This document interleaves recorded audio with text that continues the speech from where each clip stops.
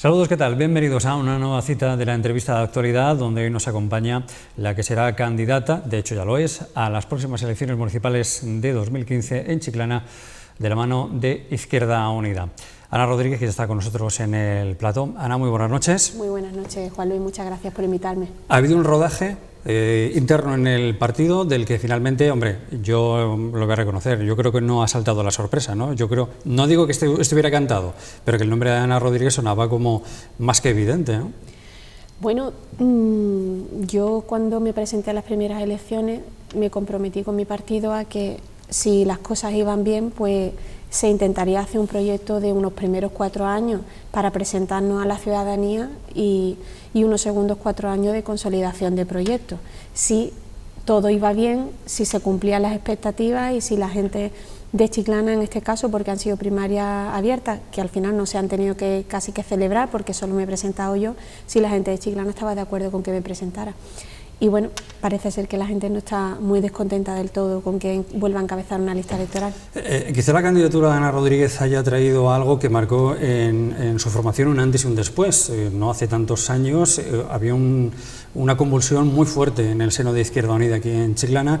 Cuando Ana Rodríguez en ese momento concurre a las elecciones de 2011, se plantea otro escenario completamente distinto. ¿Cree que ha traído, digamos, tranquilidad y claridad al proyecto que realmente tiene? Hombre, nos ha costado mucho trabajo. Si te dijera lo contrario, creo que te estaría mintiendo. Nos ha costado mucho trabajo consolidar un proyecto de gente honesta que esté en un partido como Izquierda Unida, porque honestamente cree en la política y porque cree que se puede trabajar por este pueblo. Eso tiene su lucha, tiene su briegue, su desgaste, ¿no? Como yo misma como coordinadora local del proyecto, pero al final hemos conseguido, como tú bien dices, pues establecer un plano de tranquilidad, de normalidad, de confianza, que es importante, tener un equipo que hace 4 años la gente no nos conocía, ahora afortunadamente ya la gente confía en quienes somos, confía en las caras y hemos conseguido forjar pues ese clima de estabilidad y que se necesita para que la gente confíe en que tú eres capaz de encabezar un ayuntamiento, que es a lo que nos presentamos. Sin embargo, a día de hoy, en los mentideros políticos, sí cabe preguntar, si está ahí esa pregunta, ¿qué va a pasar ahora con Izquierda Unida, con esa especie de huracán que se llama Podemos, que, escorado a la izquierda en este caso, puede plantearle una dura batalla a esta formación? ¿Tienen miedo a Podemos?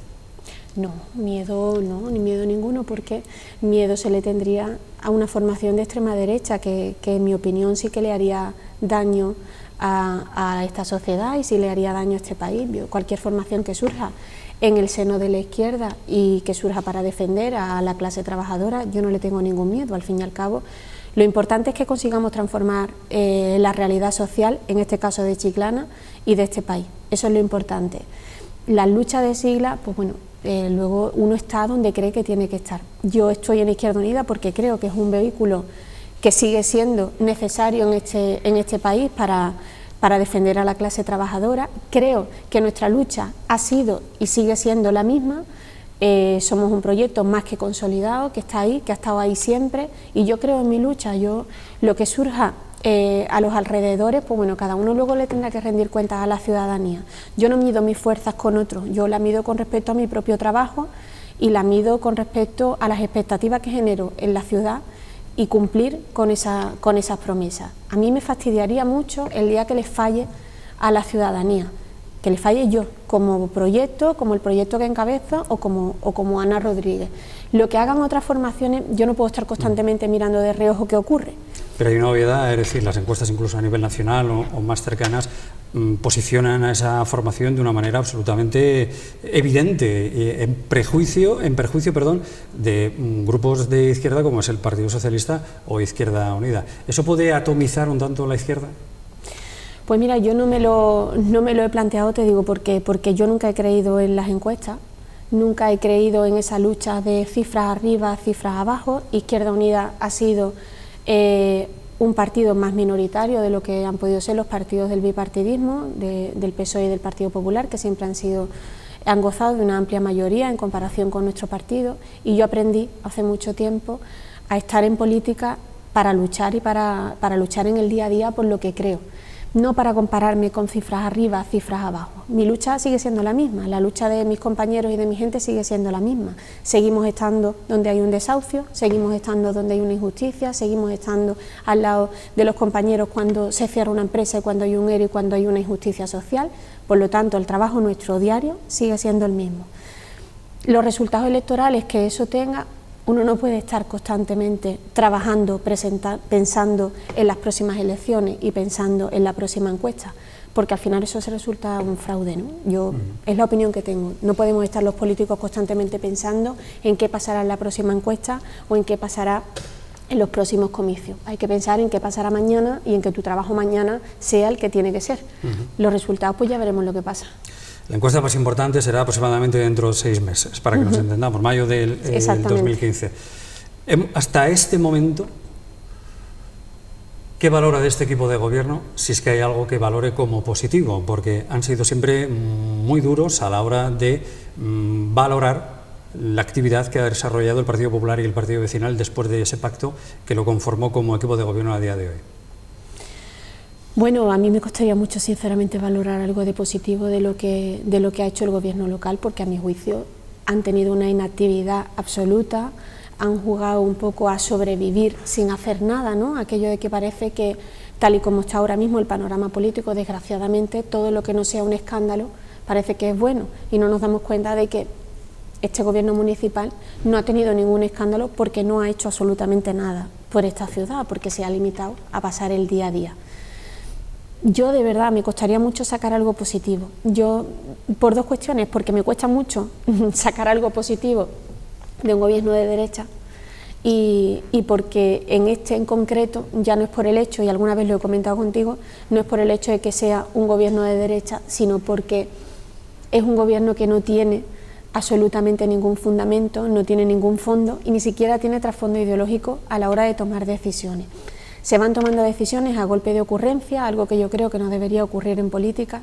No tienen ni idea de cuál es el modelo de ciudad que defienden, y cuando uno no tiene una visión global de a dónde quiere llevar esta ciudad, pues las decisiones que toma día a día son decisiones desconcertadas y a golpe de llamadas de teléfono. Aquí estuvo el presidente local del Partido Popular, Andrés Núñez, portavoz del equipo de gobierno, y le dijimos, ¿qué han hecho con el empleo? Porque desde la oposición se critica que desde que llevan gobernando en torno a 2.000, 3.000 personas se han quedado sin trabajo y no han aportado una reducción de desempleados durante todo este tiempo. Sin embargo, ponían sobre la mesa los planes de empleo que a día de hoy están poniéndose en marcha o tratando de ponerse en marcha. ¿Eso es suficiente? ¿Eso verdaderamente va a servir? Porque yo le comentaba que, bueno, eso es trabajo para unos determinados meses, ¿y luego qué? Mira, con las cifras del empleo lo primero que teníamos que hacer todas las personas que estamos en la vida política es ser un poquito más honestos y sobre todo tener un poco más de respeto, porque cada vez que hablamos de cifras de desempleo, de lo que estamos hablando es de familias que lo están pasando mal. Y cuando estamos en los debates políticos parece que la gente que estamos en política hablamos de 500 desempleados más o 500 desempleados menos como arma arrojadiza para echárnoslos en cara unos a otros, y deberíamos ser un poquito más rigurosos a la hora de hablar de estas cosas. Y ahora, dicho esto, las políticas de empleo no son competencia municipal, y hasta ahí creo que sería honesto por mi parte reconocerle eso al gobierno municipal. Yo cada vez que veo que PSOE y PP utilizan esto, y lo he visto en tus programas, en pasadas entrevistas, utilizan estas cifras para tirársela a la cara, vamos a ser coherentes con lo que estamos hablando. Las políticas de empleo no son municipales, pero sí que es cierto que un ayuntamiento al menos debe tener las herramientas para hablar de qué modelo de ciudad quiere y para intentar resurgir su ciudad, y más una ciudad como esta, que ha vivido de la construcción, que es precisamente uno de los gremios que ha caído estrepitosamente con la crisis económica. Por lo tanto, ¿qué es tarea del gobierno municipal? A lo mejor no es tarea crear empleo directamente, pero sí es tarea empezar a sentar las bases para que Chiclana tenga un modelo productivo que genere actividad económica en esta ciudad. Lo que pasa es que mientras eso tanto... no se está haciendo. Mientras tanto... Porque claro, que ese modelo eso no se hace de para mañana. Mientras tanto, uno tiene que poner al menos medidas de urgencia, ¿Se está haciendo? Yo, en mi opinión, creo que no. ¿Por qué? Porque este gobierno tenía dicho por el alcalde. Ha habido siempre ahí un mareo de cifras entre los dos partidos mayoritarios, de que si el PSOE defendía que había 12-13 millones de superávit, y el alcalde llegó a reconocer en un pleno que este ayuntamiento tenía 6 millones. Me conformo con la cifra oficial que da el alcalde.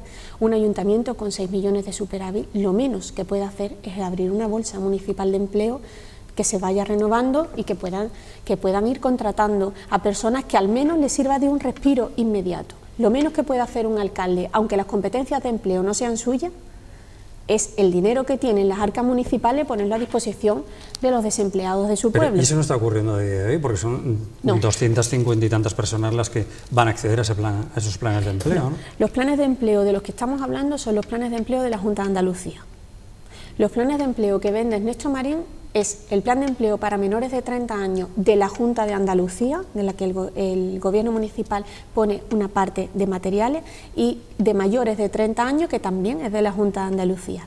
El dinero que Ernesto Marín prometió que iba a destinar a planes de empleo, finalmente lo que hizo fue destinarlo a un pseudo plan de empleo que él lo llama Chiclana Más Empleo, si no recuerdo mal, que hablando en plata, lo que lo ha destinado es a arreglar las calles del centro de la ciudad para que la ciudad parezca más remozada, y hablar de que genera empleo, pues porque contrata a empresas para que hagan esas obras. Planes de empleo como tal no es. Los planes de empleo que existen en la ciudad son los dos planes que ha puesto en marcha la Junta de Andalucía de la mano de los ayuntamientos.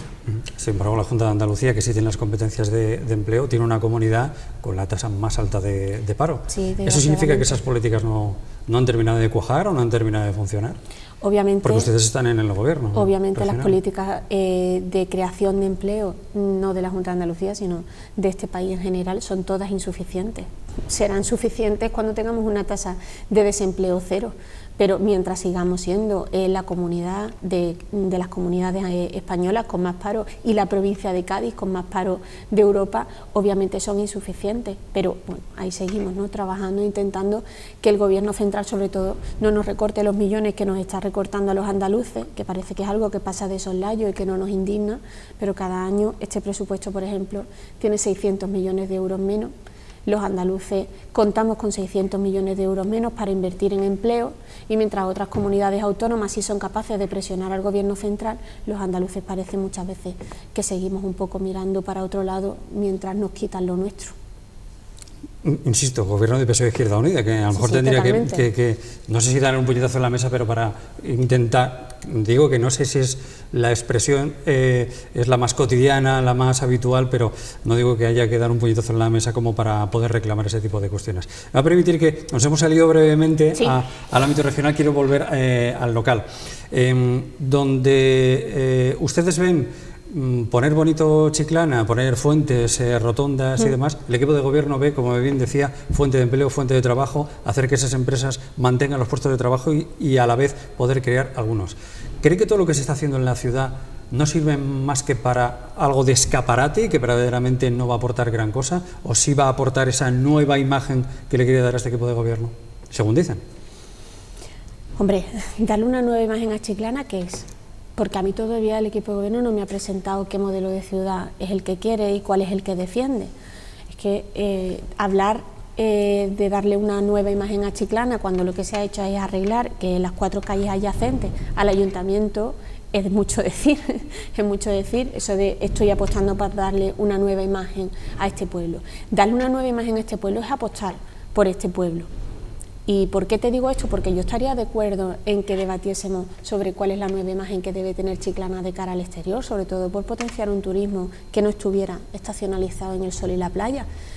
Pero darle una nueva imagen a Chiclana también es cuidar de los parques públicos, y es vergonzoso el estado en que se encuentran los parques públicos, es cuidar del extrarradio, es no eliminar zonas verdes de esta ciudad.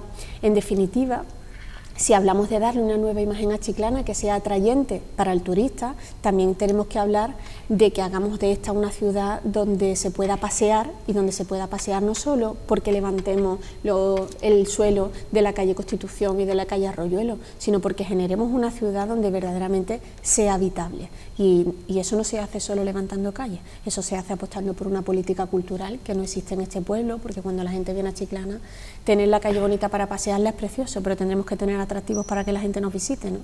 Tener espacios públicos donde poder relacionarnos es necesario.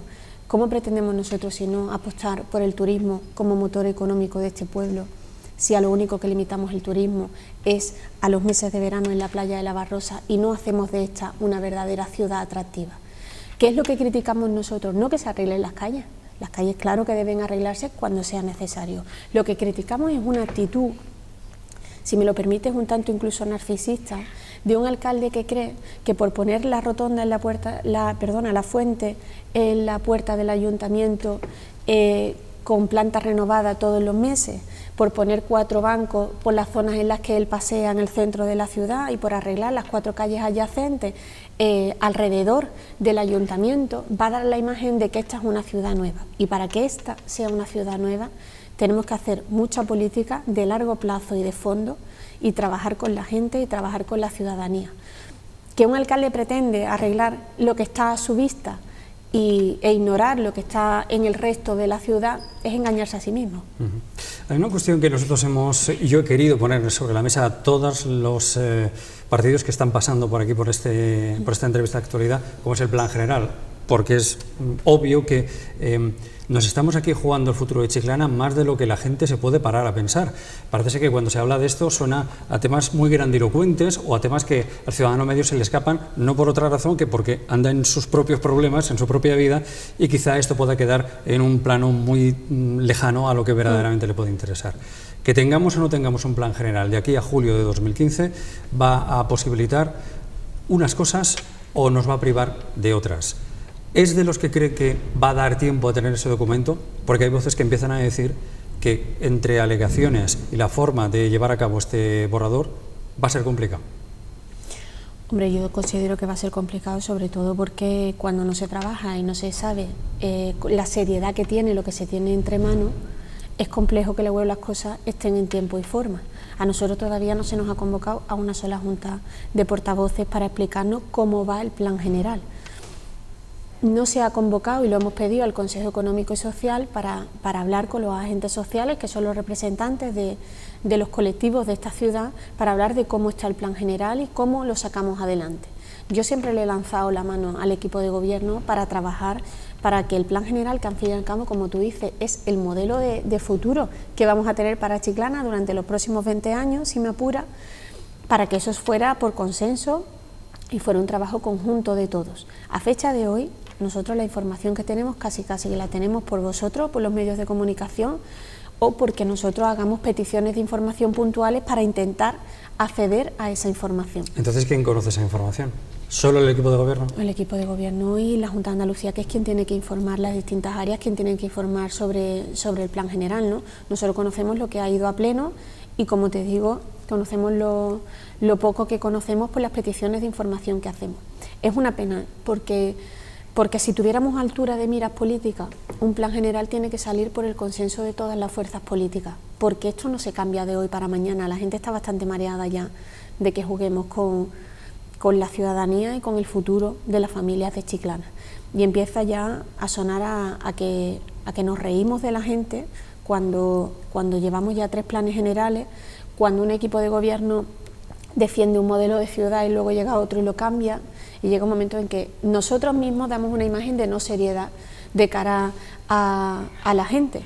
Es una pena que esa mano que siempre le hemos tendido al equipo de gobierno para trabajar conjuntamente para que el año próximo, en julio, tengamos un plan general en vigor por el bien de esta ciudad, por el bien de este pueblo, nunca se nos haya aceptado, ¿no?, esa mano tendida a trabajar. Pero entonces se me ocurre que si ustedes no tienen toda la información, cuando ese documento se lleve a pleno, ¿ustedes qué van a hacer? Pues mira, la anterior vez, en la aprobación inicial, nos abstuvimos, no quisimos votar en contra precisamente por no entorpecer el transcurso y la vida de esta ciudad, pero lamentablemente no pudimos votar a favor, nos tuvimos que abstener porque no tuvimos tiempo de valorar. Nosotros cuando cogemos un documento, el documento no lo mira Ana ni lo mira mi otro compañero, el documento lo tiene que mirar un equipo de gente. Tenemos que acudir a nuestra gente de confianza, profesionales del sector, con los que trabajar y desgranar los documentos. Uno no tiene por qué ser experta en todo. Yo necesito llevarlo a mi gente, que me asesoren, que lo estudiemos y que cuando yo llegue a un pleno llegue con la garantía de que lo que yo estoy votando, lo estoy votando con conciencia de que sé que es lo mejor para Chiclana. Si nos vuelve a ocurrir lo mismo y nos dan los documentos el último día y no somos capaces de establecer una comunicación como debería ser normal con el equipo de gobierno en ir resolviendo dudas y trabajando estos temas, lamentablemente supongo que tendremos que abstenernos. Hay una auténtica patata caliente en este plan general, las viviendas irregulares. Sí. ¿Qué hacemos con ellas? Buena pregunta. Bueno, pues... Porque creo que ha llegado ya el momento de decir, no podemos mirar para otro lado. Si hablamos de esas célebres 15.000 viviendas, o le damos una solución o las dejamos en un limbo hasta que aquello... Mira, para empezar yo creo que lo primero que tendríamos que hacer con las viviendas, no con las viviendas, con las familias que viven en esas viviendas, es dejar de engañarlas. Desde que yo aparecí en la vida política municipal, vengo escuchando hablar de cifras de regularización arriba y de cifras de regularización abajo. Vengo escuchando reuniones con plataformas de los distintos gobiernos y vengo escuchando mentira tras mentira, hasta el punto de que tenemos un partido político que se ha sustentado en ofrecer mentiras sobre la regularización de viviendas en esta ciudad. Son tantas las mentiras que se han escuchado como para que ya cortemos de una vez y empecemos a hablar las cosas con un mínimo de seriedad en este pueblo. ¿Qué hay que hacer con las viviendas irregulares? Pues, en opinión de Izquierda Unida, lo que hay que hacer es, de primera, que tengan acceso a los servicios básicos. Es decir, las viviendas que están en lo que siempre se ha llamado áreas de gestión básica, a lo primero que tienen que acceder es a los suministros básicos de luz, agua y alcantarillado, por una cuestión de derecho fundamental, de derecho fundamental. ¿Cómo se hace eso? Pues entiendo que faseando completamente el proceso de regularización, porque obviamente no estamos hoy como estábamos hace 8 o 9 años económicamente. La gente que antes podía a lo mejor asumir un proceso de 30 o 40.000 euros, hoy no puede, hoy no es prioritario el acerado y no es prioritario quizás la farola ni el asfaltado de la calle, es prioritario tener la luz, el agua y un servicio de alcantarillado que permita que uno no tenga una poza séptica a 50 metros de un pozo donde se suministra el agua de esa casa. Y eso lo que hay que hacer, en mi opinión, es fasear los pagos en la medida de lo posible y facilitarles a las familias que puedan pagar. Ahora también te digo, en mi opinión, siempre las familias que habitan en viviendas en proceso de regularización tienen que asumir pagos. ¿Cuánto es esa cantidad? Pues cuando nos sentemos con los técnicos que son quienes tienen que estudiar esto y se hagan los números y sean lo más económico posible y lo más accesible posible, es cuando uno se tiene que sentar delante de la familia y decirle: a usted esto le va a costar esto. No seré yo quien ponga una cifra en un programa electoral para que luego sea mentira. Es que hay una cuestión muy importante a la que no se puede abstraer ningún partido político. Todos los partidos políticos tienen o gente que tiene viviendas irregulares, o vecinos, claro, o familia. Cuando ustedes le trasladan esto, hombre, a ver si vosotros podéis hacer, ¿qué le decís? Mira, yo estuve en un Porque pleno... claro, no es lo mismo decirlo aquí que cuando tienes delante de la cara a una familia en la que dice: ¿y yo qué hago ahora? Es decir, ¿qué solución Ana Rodríguez, Izquierda Unida, me va a dar si mañana decido poner su voto y ponerse confianza? Yo he estado en un pleno bastante conflictivo, no sé si tú lo recuerdas, en los que, por una propuesta que llevaba el Partido Socialista para llevar la luz y el agua a los llanos, con el famoso decreto 2/2012, los vecinos se enfadaron mucho porque yo me abstuve y no voté a favor de esa propuesta. Se enfadaron mucho conmigo y tuve, por supuesto, que darle la cara a esas familias indignadas, ¿no? y acercarme a ellos y hablar con ellos y explicarles el porqué. ¿Por qué te digo esto? Porque no es la primera vez que nosotros nos sentamos delante de vecinos y no les decimos lo que quieren escuchar. No es la primera vez. Yo cada vez que me siento con plataformas, con asociaciones del extrarradio, para hablar de regularización, siempre les digo lo que te estoy diciendo a ti ahora. Posiblemente lo que yo os diga no es lo que queréis escuchar. Yo no vengo a regalarle los oídos a nadie, porque para regalar los oídos ya lleváis 30 años escuchando cantos de sirena y ninguna solución. Yo lo que tengo claro en el proceso de regularización es que apostamos por fasear, porque los suministros vayan lo primero y porque las viviendas que se puedan acoger, porque estén asimiladas afuera de ordenación y tengan la posibilidad de acogerse al decreto 2012, por supuesto que se acojan, ¿no? Que por cierto aquí comentó Andrés Núñez que en toda Andalucía ha sido escasísimo el número de viviendas que se han acogido.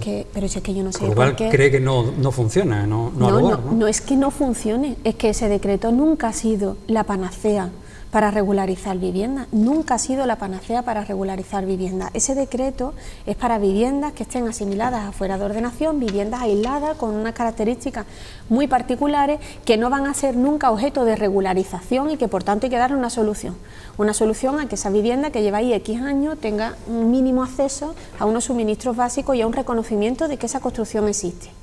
Para eso está el decreto. El decreto nunca ha sido la panacea para la regularización de viviendas.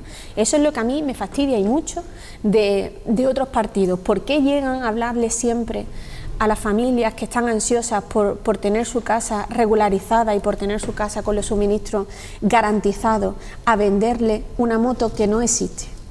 ¿Por qué constantemente usamos el problema, porque es un problema de la regularización de viviendas, para ganar votos fáciles, si al día siguiente no vaya a tener respuesta para darle? Pues mira, yo prefiero, sinceramente, a lo mejor gano menos votos, pero prefiero serle bastante sincera a la gente y decirle que la gente que está en proceso de regularización de vivienda tiene que pagar. Tiene que pagar porque tiene que regularizar su vivienda sin crear agravios comparativos con gente que vive en vivienda en un piso en la barriada de Fuentamarga. Y no podemos crear agravios comparativos en esta ciudad. El ayuntamiento y las arcas municipales tienen que aportar, claro. La administración pública tiene que aportar, claro. Pero los propietarios tienen que aportar para tener esos suministros. ¿Cómo se hace eso? Pues sin que sea un drama para esas familias, por supuesto, sin que sea un drama para esas familias, de manera accesible y de manera que esas familias puedan costear. Pero cuando yo me compro un piso, sé a lo que me atengo cuando me compro un piso de 40 metros cuadrados en Avenida Solano. Y cuando me compro un chalet de 100 metros cuadrados en Pago del Humo, también sé a lo que me atengo porque veo la zona y conozco la zona. Te quiero decir, sí. A lo mejor yo soy más brusca y quizás ganaría más votos diciéndole a la gente luz y agua gratis para todo el mundo, pero me parece muy poco serio, porque a lo mejor cuando luego lleguemos a un gobierno municipal no vamos a poder cumplirlo. Y yo creo que la gente y nosotros mismos estamos muy cansados de las promesas electorales que luego no se cumplen y de mentira tras mentira para llegar a un sillón y luego darle la espalda a la gente que te ha votado. Yo prefiero que la gente que me vote sabiendo que nosotros en este tema somos bastante rigurosos, que estamos al lado de la familia, que estamos dispuestos a trabajar para bajar los costes al máximo, para hacer que sean lo más accesible posible los pagos, pero que esto hay que afrontarlo y que hay que afrontarlo con sacrificio de todos. Por cierto, no lo dice usted, lo digo yo, corrígeme si me equivoco, me está hablando del partido vecinal. Sí, claro. Que por cierto se ha llevado fatal durante esta legislatura. Sí, yo no sé, bueno, yo sí sé por qué, claro. El partido vecinal se lleva muy mal con Izquierda Unida porque nosotros hemos sido los únicos que hemos dicho las cosas, hemos llamado las cosas por su nombre desde el primer momento.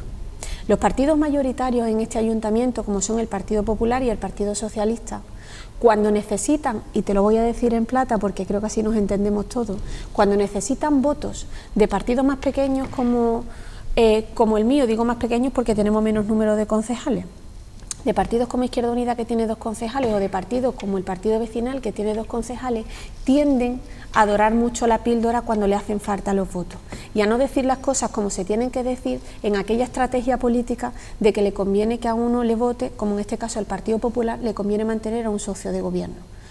Como nosotros no tenemos por qué callarnos afortunadamente ante estas cuestiones, ni tenemos que hacer cábalas para posibilitarnos gobiernos, porque ya decidimos desde el primer día que nos íbamos a quedar donde nos colocaran las urnas, tenemos la facilidad también de decirle al partido vecinal que están ahí porque han estafado a 2.800 votantes.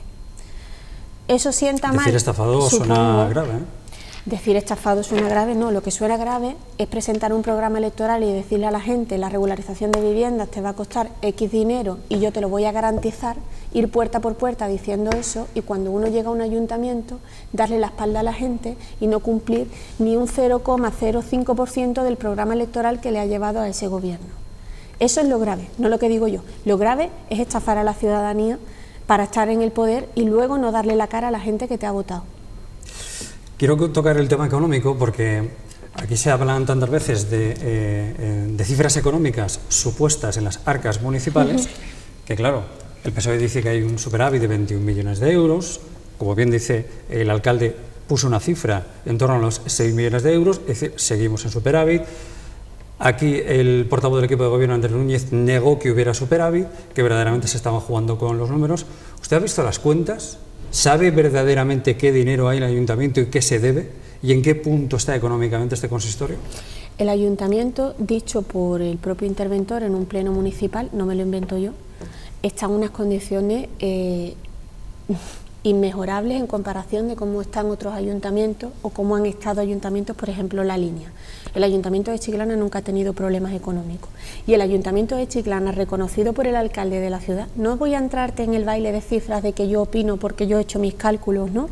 O como decía el portavoz del Partido Socialista, si calculamos la deuda a largo plazo, siendo claros y para que la gente nos entienda, para no marear en cifras a nadie, el alcalde de Chiclana reconoció en un pleno municipal que es un órgano reglado y que consta en un acta pública que el Ayuntamiento de Chiclana costaba actualmente de 6 millones de superávit. Esto no lo digo yo, esto lo hizo un alcalde con un interventor de cuentas al lado, con un secretario al lado y consta en un acta pública.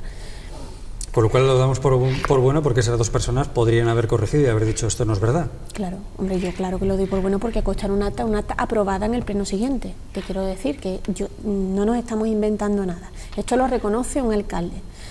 ¿Qué pasa? Que claro, que interesa mucho más vender la moto de qué mal nos han dejado el ayuntamiento, qué pobrecitos somos y yo no consigo hacer nada porque estoy atado de pies y manos porque no tengo dinero para actuar. No. Afortunadamente, el Ayuntamiento de Chiclana sí tiene capacidad financiera, sí tiene capacidad de maniobra para invertir en esta ciudad y si no lo hacen es porque no tienen la capacidad para hacerlo, porque no tienen la capacidad para generar actividad en esta ciudad y porque no tienen la capacidad para arriesgarse, tirar hacia adelante y gobernar. Porque yo le voy a decir una cuestión. Sí, perdona. Si trasladamos los 6 millones estos de superávit a una empresa, esa empresa está de 10. Claro. Que una empresa puede decir eso a día de hoy. Si lo trasladamos a un ayuntamiento, ¿puede decir lo mismo? Es decir, ¿eso es un logro de este equipo de gobierno? ¿O es que ese dinero no se ha invertido o no se ha gastado y por eso está ahí? Pregunto. Claro, es que esa es la cuestión, ¿no? Es que desde que ellos han llegado, han vendido, pero no desde que ha llegado este gobierno municipal.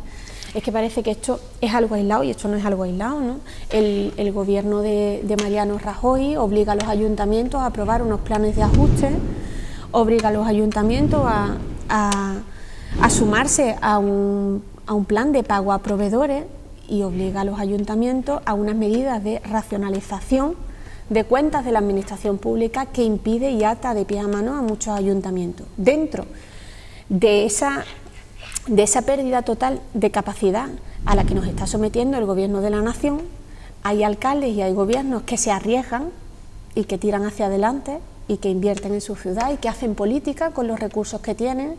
Y hay alcaldes que prefieren echar 2 pasos hacia atrás, quedarse esperando a ver qué ocurre y sobrevivir durante los 4 años hablando de qué malas son otras administraciones conmigo y además lo vivimos pleno tras pleno, ¿no?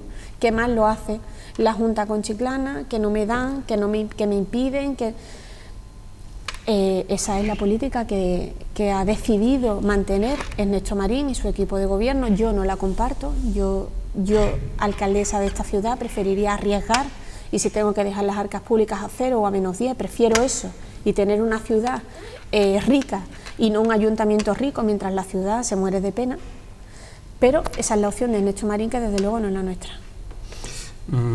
Hay un asunto que ha estado ocupando muchos titulares en prensa. Los medios de comunicación hemos hablado mucho de ello porque ustedes también han hablado, pero lo cierto y verdad es que no hemos llegado a ningún punto. Me estoy refiriendo al Centro de Salud de Los Gallos. ¿Cómo es posible que un centro de salud se construya y desde entonces, si han pasado años, nunca se haya abierto? ¿El problema dónde está? En la Junta de Andalucía, lo digo por la parte que le toca, en el propio ayuntamiento, y voy verdaderamente a lo importante. ¿Esto cree que va a tener solución o va a haber que coger la excavadora y tirarlo? Bueno, la Junta de Andalucía ahora parece que está dispuesta a llegar a un acuerdo con el ayuntamiento para solucionar el problema del centro de salud.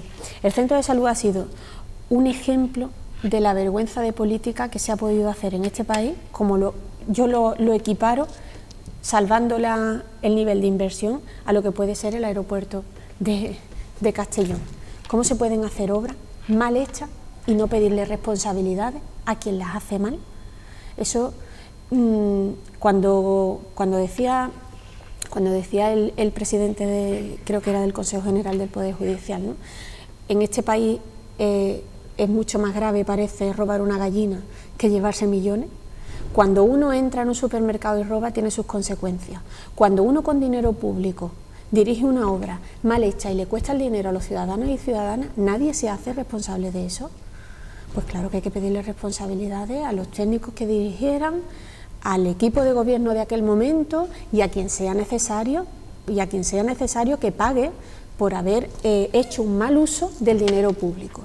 Y ahora, en la situación en la que estamos, yo comprendo que quizás para el que esté gobernando pueda que no sea popular invertir el dinero en tener que arreglar ese centro, o si los técnicos llegan a un punto en que dicen que es mucho más caro arreglarlo, tener que tirarlo. Yo entiendo que no hay ningún gobierno que quiera llegar allí con una excavadora y tirar al centro de salud, pero es que yo me reitero, es que nosotros no estamos aquí para trabajar pensando en ganar los votos en las próximas elecciones, estamos para trabajar pensando en mejorar esta ciudad. Pero yo le pregunto, ahora mismo, Ana Rodríguez, alcaldesa de Chiclana de la Frontera, mayo de 2015, ¿qué hace con ese centro de salud? Pues mira, lo primero, hacer un estudio que un equipo técnico serio me dé una fiabilidad de que la inversión que se vaya a hacer en ese centro de salud para arreglarlo es la que hay que hacer y va a tener garantías de que luego se va a poner en marcha, hablar con la Junta de Andalucía para que colabore en arreglar ese centro de salud y sobre todo hablar también con la Junta de Andalucía para garantizar que con esas obras está garantizada la recepción de ese centro de salud y Chiclana va a tener un centro de salud funcionando. Y con todo eso, invertir lo que haya que invertir y sacar dinero de donde haya que sacarlo para que ese centro funcione.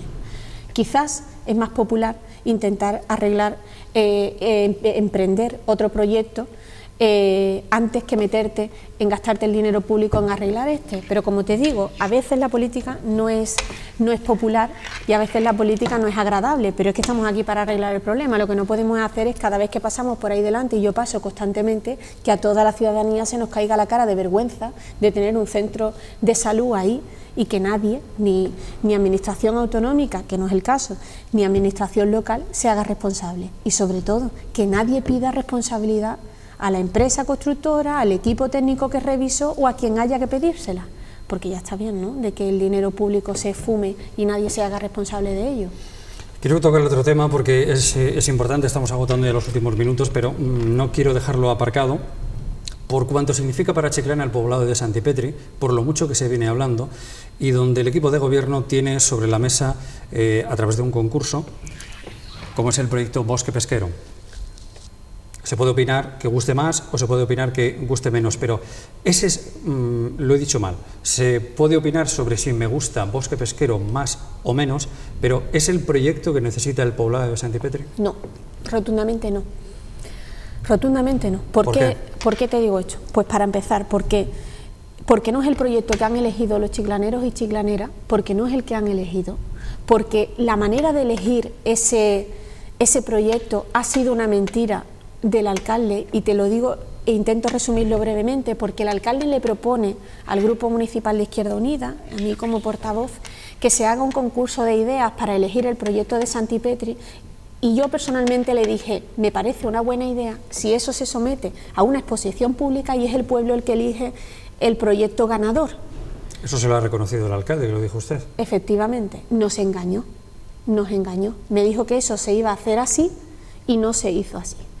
Y impidió completamente que la ciudadanía tuviera acceso a los proyectos que se habían seleccionado, no lo sometió a exposición pública, la gente de Chiclana no pudo ver los distintos proyectos que había para poder elegir, y se lo expuso a los miembros de un Consejo Económico y Social durante 1 hora, 2 días antes de celebrarse el Consejo Económico y Social. Y además hizo algo que me parece muy poco elegante por parte de un alcalde, y es que llegado ese Consejo Económico y Social, él fue el primero que emitió su voto en voz alta, lo que genera además corriente, por supuesto, ¿no?, que el alcalde sea el proyecto elegido por el alcalde. Él fue el primero que emitió su voto, él fue el primero que ya eligió un proyecto y vendió ese proyecto al resto del Consejo Económico y Social, y al final esto se traduce en que es el proyecto del alcalde, y ha sido una gran mentira todo el proceso de cómo se ha elegido. ¿Pero no le gusta el proceso o el proyecto para el poblado? El proceso me parece nefasto, porque un proyecto para Santipetri que no sea elegido por el pueblo de Chiclana, teniendo en cuenta lo emblemático que es Santipetri para el pueblo de Chiclana, en la vida será un proyecto bueno. Ahora, entrando en el proyecto como tal, a mí me parece una pena. Y te lo voy a decir muy gráficamente porque vamos corto de tiempo y porque me pides que vayas al grano y a mí me gusta ir al grano. Me parece una pena que el poblado de Santipetri no tenga en el futuro el espíritu que ha tenido la Chanca en Conil. Y para quien no lo conozca, una almadraba que con dinero público el Ayuntamiento de Conil ha peleado para que luego veamos que las distintas administraciones son leales, aunque no sean del mismo partido político. Lo digo porque el alcalde victimiza mucho sobre, es que otras administraciones no, porque en el Ayuntamiento de Conil gobierna Izquierda Unida y otras administraciones de otro color político han invertido en la Chanca. ¿Y en qué se ha convertido aquello? Se ha convertido en un espacio del pueblo abierto al pueblo, donde se dan actos culturales, donde hay biblioteca, donde hay teatro, donde hay clases para niños, donde hay una zona verde de esparcimiento. En resumen, se ha convertido en un espacio revertido al pueblo, abierto al pueblo, que el pueblo lo puede disfrutar y pagado con dinero público. En mi opinión, Santipetri tiene que ser un lugar que obviamente tiene que ser atractivo para el visitante, obviamente, pero tiene que ser un lugar que conserve el espíritu que tenía, que la gente que pase por allí de Chiclana pueda disfrutar del poblado de Santipetri recordándole el espíritu de lo que fue, que mantenga la estética del poblado y sobre todo que mantenga el carácter de público para la gente del pueblo, porque tenemos derecho a disfrutar de zonas de esparcimiento, de zonas verdes, de zonas educativas, que deberíamos llegar en Santipetri a un módulo dedicado a la educación, de zonas culturales, obviamente de zonas recreativas que también generen una actividad económica, pero grosso modo Santipetri tiene que ser para los chiclaneros. En la vida puede ser un Puerto Banús para el turista. Ana Rodríguez, finalizamos. Le voy a hacer una pregunta que a mí me ha gustado siempre mucho, que no es nueva, que no soy nada original, pero que en este caso yo creo que viene muy al pelo para, digamos, sintetizar lo que opina de lo que ha sido todo este tiempo en el que hemos tenido, y seguimos teniendo evidentemente, un alcalde como Ernesto Marín. ¿Usted a Ernesto Marín le compraría un coche de segunda mano? Si se lo regalaría o si se lo compraría, si usted me lo vende. Se lo compraría él si se lo vendiese. Nunca. ¿A usted le compraría un coche de segunda mano al alcalde? Nunca, nunca. No es una persona que me inspire confianza, en absoluto. ¿Y a José María Román? Creo que tampoco. Creo que tampoco. Yo le compraría un coche de segunda mano a gente que va conmigo codo con codo peleando en las mismas filas. Y sobre todo que se lo dejen probar el coche, ¿no? Y sobre todo eso, y sobre todo que dejen probar.